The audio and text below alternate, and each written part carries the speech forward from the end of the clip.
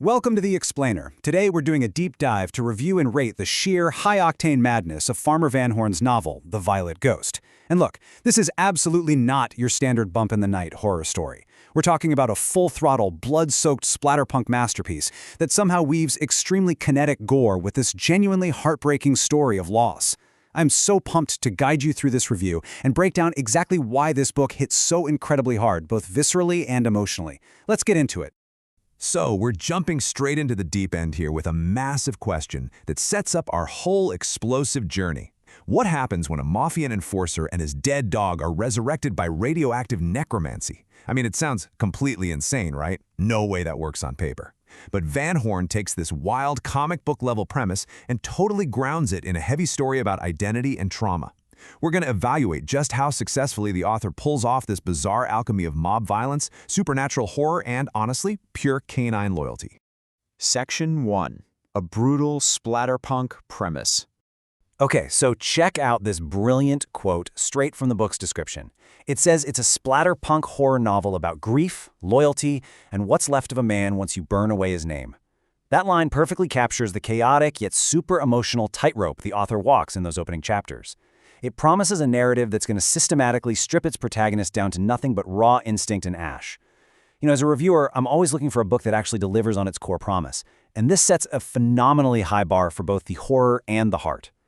The narrative kicks off in an incredibly gritty fashion. Meet Fred Stanwood. Fred is not a hero. He's this massive, 300-pound former enforcer for the Moretti crime syndicate. After a really brutal parking lot altercation where he literally crushes a man's ribs with his bare hands, Fred is fatally stabbed. But here's the kicker. He doesn't go to a hospital. Bleeding out, he drives to a neglected pet cemetery, drags his dying body through the freezing mud just to collapse on the grave of Hayes, the only soul who never judged him. Van Horn doesn't waste a single page here. We are immediately thrust into this world of physical agony and profound isolation. Section 2. The Heart of the Horror. Now, beneath all that radioactive gore, we really have to evaluate the surprisingly tender core of the story.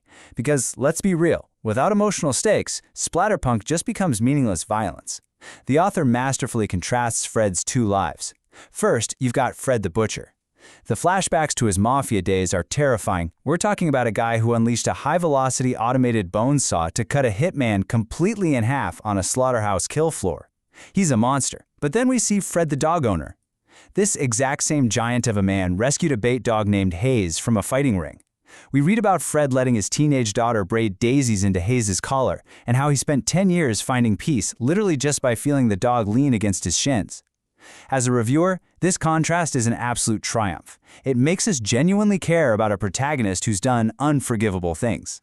So when Fred and Hayes are resurrected, Hayes becomes Death Fog. This is a spectral hound made entirely of ash and violet plasma. But Death Fog isn't just a cool monster design. He is the literal guardian of Fred's fractured sanity.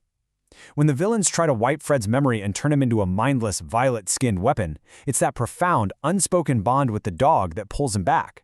Actually, scratch that. It's more like a desperate, emotional tether connecting him to his lost humanity. As a reader, this is what keeps you hooked. The author uses the dog as a psychological anchor, totally elevating the book from a simple gore fest into a genuinely moving story about love surviving death. Section 3. Radioactive Resurrection and Revenge.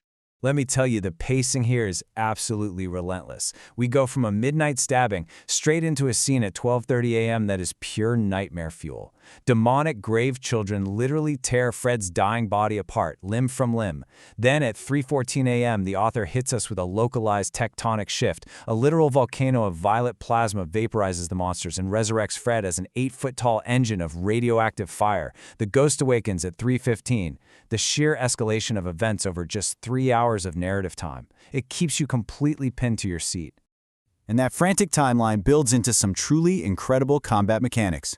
The action choreography is a visceral thrill ride where the Violet Ghosts and Death Fog systematically decimate a villain named Eco Slime inside a burning textile mill. And the ghost doesn't just punch things. Step 1, he unleashes razor-sharp carbon fiber whips from beneath his fingernails. Step 2, he cauterizes toxic sludge with his radioactive heat. Meanwhile, Step 3, Death Fog hits them with a devastating sonic growl to vibrate the floorboards and flush the enemy out. Finally, Step 4, the ghost crushes the psychic core. The author treats the action sequences like high-stakes tactical puzzles. making every single fight incredibly satisfying to read. Section 4. The Jester Twins' Nightmare. You know the saying, a hero is only as good as the monsters they fight? Well, the author secures a massive score for world building here. Let's rapidly review these grotesque antagonists. First up, the Grave Children.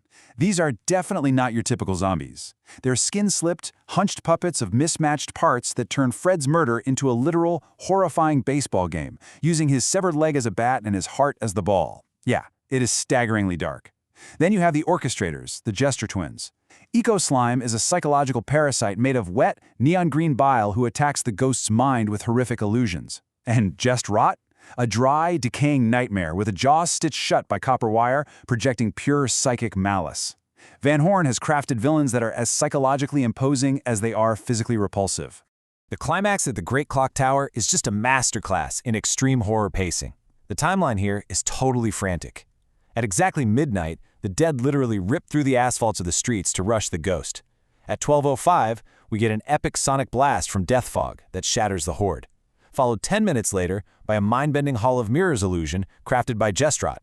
It all culminates at 12:30 with a brutal, satisfying submission where the ghost feeds Jest Rot into the massive grinding gears of the clock tower's belfry.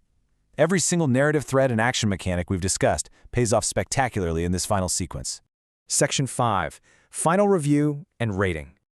Okay, it's time to tally up the scores and break down the categories. For emotional depth, I am giving it a 9.5 out of 10.